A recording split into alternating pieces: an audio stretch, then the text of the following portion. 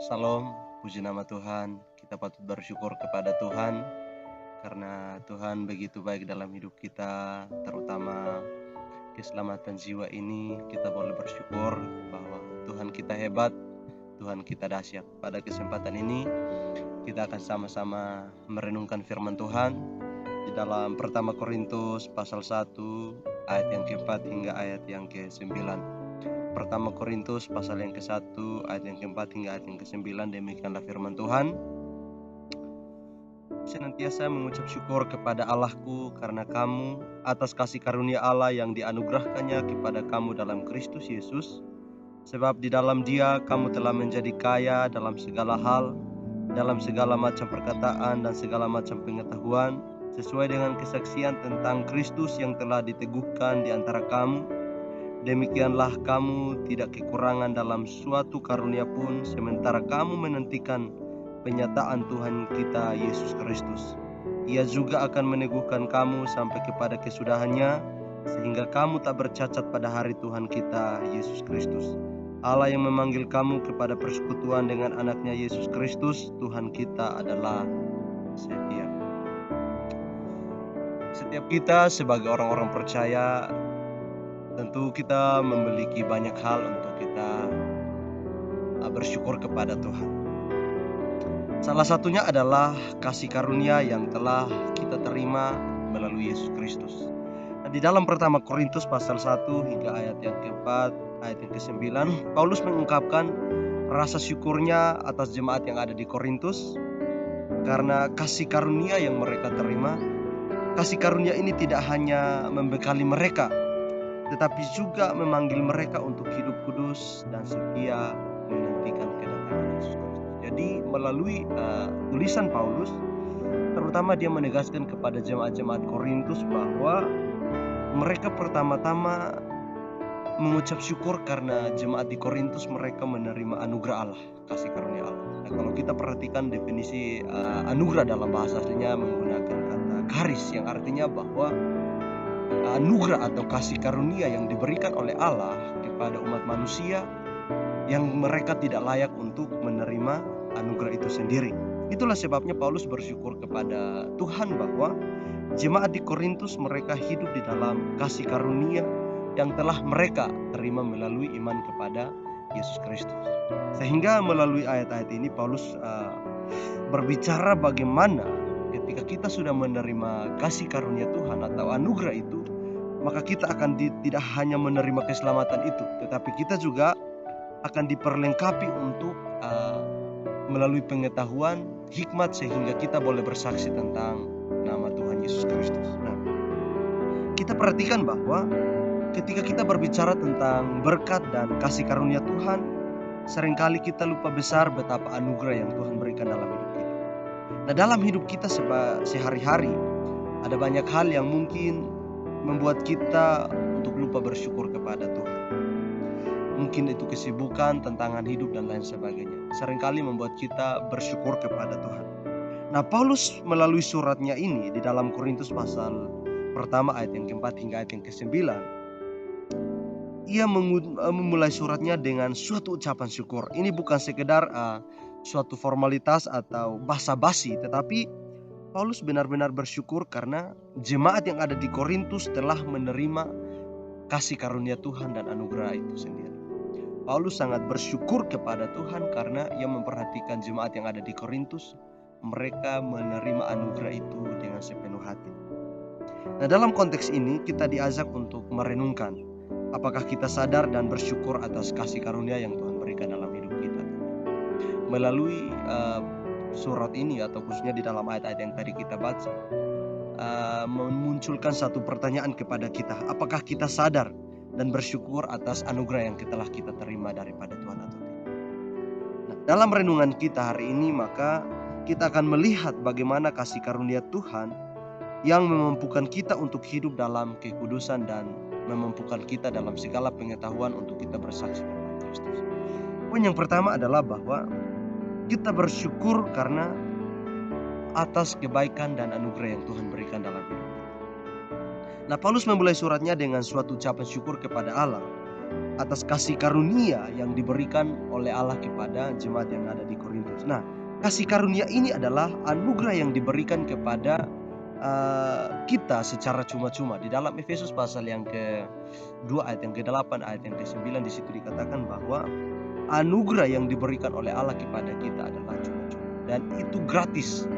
Dan di ayat 9 Paulus mengatakan bahwa tidak ada usaha manusia untuk dapat membeli anugerah itu. Artinya bahwa tidak ada sesuatu apapun yang bisa membuat kita selamat selain daripada anugerah itu. Artinya bahwa perbuatan baik kita, kebaikan kita, kehebatan kita, dan lain sebagainya tidak membuat kita menerima keselamatan. Tetapi ketika kita menerima keselamatan itu adalah secara cuma-cuma yang Tuhan berikan bagi kita. Nah, dalam ayat 5 Paulus menyatakan bahwa dalam segala hal mereka telah diperkaya olehnya, terutama dalam segala perkataan dan pengetahuan. Ini menunjukkan bahwa kasih karunia Tuhan tidak hanya menyelamatkan mereka, tetapi juga memperlengkapi mereka dengan hikmat dan pengetahuan yang diperlukan untuk menjalani kehidupan sebagai orang-orang percaya. Di ayat yang kelima Paulus mengatakan bahwa dalam segala hal mereka telah diperkaya, terutama di dalam segala perkataan dan pengetahuan. Artinya bahwa Tuhan itu memberikan kita hikmat, baik itu kita kaya dalam segala hikmat, segala perkataan dan pengetahuan. Tuhan berikan itu kepada orang-orang yang percaya kepadanya.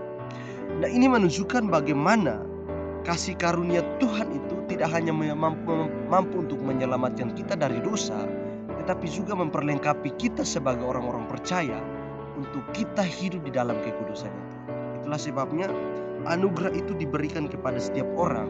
Ketika seseorang percaya kepada Yesus, maka mereka akan dimampukan, akan diperlengkapi dengan kasih karunia itu untuk bersaksi tentang Kristus. Itulah sebabnya kenapa alasan kita yang pertama adalah kenapa kita harus bersyukur atas kasih karunia. Karena hikmat yang Tuhan berikan kepada kita selain menyelamatkan kita, tetapi juga memperlengkapi kita baik itu dalam pengetahuan, hikmat, sehingga kita boleh bersaksi tentang kasih karunia Tuhan itu sendiri. Nah, kita juga harus bersyukur atas kasih karunia Tuhan dalam hidup kita. Baik itu setiap berkat, talenta, dan kasih karunia yang kita miliki adalah hasil dari anugerah Tuhan. Artinya bahwa kita harus bersyukur kepada Tuhan karena segala pengetahuan yang kita miliki, segala hikmat yang kita miliki itu adalah anugerah Tuhan. Itulah sebabnya kita tidak boleh menyombongkan diri. Segala hikmat yang kita miliki, entah itu kekayaan, talenta, dan lain sebagainya, kita harus bersyukur kepada Tuhan bahwa itu semata-mata karena anugerah Tuhan. Nah, kita perhatikan poin yang selanjutnya adalah selain kita bersyukur atas kasih karunia Tuhan, maka yang selanjutnya adalah kita diperlengkapi dan dipanggil untuk menjadi kudus. Dalam ayat yang ke-6 hingga ayat yang ke-7 di situ dikatakan bilang begini. Sesuai dengan kesaksian tentang Kristus yang telah diteguhkan di antara kamu, demikianlah kamu tidak kekurangan dalam suatu karunia pun, sementara kamu menantikan penyataan Tuhan kita Yesus Kristus. Nah, dalam ayat yang ke-6 Paulus menyebutkan bahwa kesaksian tentang Kristus adalah telah diteguhkan di antara jemaat di Korintus. Ini berarti bahwa iman mereka kepada Kristus sudah kuat dan nyata. Sebagai akibat dari itu, maka di dalam ayat 7 Paulus mengatakan bahwa mereka tidak kekurangan dalam hal karunia rohani saat mereka menantikan kedatangan Yesus Kristus. Ini menunjukkan betapa besarnya anugerah yang Tuhan berikan dalam hidup kita. Selain kita menerima anugerah keselamatan itu, maka kita juga diperlengkapi dan dipanggil untuk kita hidup kudus dalam Tuhan. Selain kita hidup kudus, terlebih dari itu kita sedang memiliki pengetahuan dan hikmat untuk bersaksi tentang Kristus Yesus. Sehingga kita dikatakan adalah orang-orang yang dipanggil untuk menjadi berkat bagi orang-orang lain. Nah, Paulus mengatakan bahwa mereka dipanggil untuk harus menjadi kudus karena kita sedang menantikan penyataan Yesus Kristus. Artinya bahwa iman kita di dalam segala hal harus kuat untuk bertahan di dalam penderitaan sampai ketika kita menerima keselamatan itu. Artinya bahwa di akhir daripada hidup kita, ketika kita bertahan di dalam Tuhan, maka kita akan menerima keselamatan itu karena kita diberikan keselamatan itu apabila kita bertahan di dalam penderitaan sekalipun. Nah, setiap orang percaya telah dipanggil untuk hidup kudus. Artinya bahwa Kita dipanggil untuk hidup sesuai dengan kehendak Allah dan menjauh dari dosa. Bagaimana kita menanggapi panggilan ini di dalam hidup kita setiap hari, setiap hari? Kita dipanggil untuk menjadi kudus di hadapan Tuhan. Selain kita menjadi kudus, kita juga diperlengkapi untuk menjadi berkat bagi orang. Dan poin yang terakhir bahwa selain kita dipanggil, diperlengkapi untuk menjadi kudus, maka poin yang ketiga adalah kita mengingat bahwa Allah kita adalah Allah yang setia. Di dalam ayat yang ke-8 hingga ayat yang ke-9 Paulus mengatakan begini, Ia juga akan meneguhkan kamu sampai kepada kesudahannya, sehingga kamu tak bercacat pada hari Tuhan kita Yesus Kristus. Allah yang memanggil kamu kepada persekutuan dengan anaknya Yesus Kristus Tuhan kita adalah setia. Artinya bahwa Tuhan yang memanggil kita adalah Tuhan yang setia. Tuhan yang memanggil kita adalah Tuhan yang menjamin kita untuk kita masuk dalam kerajaan surga. Nah, di dalam ayat yang 8 Paulus memberikan jaminan bahwa Allah akan meneguhkan jemaat Korintus sampai akhir hidup mereka, sehingga mereka tidak bercacat pada hari kedatangan Tuhan kita Yesus Kristus. Dan ayat 9 dikatakan bahwa menegaskan bahwa Allah adalah setia.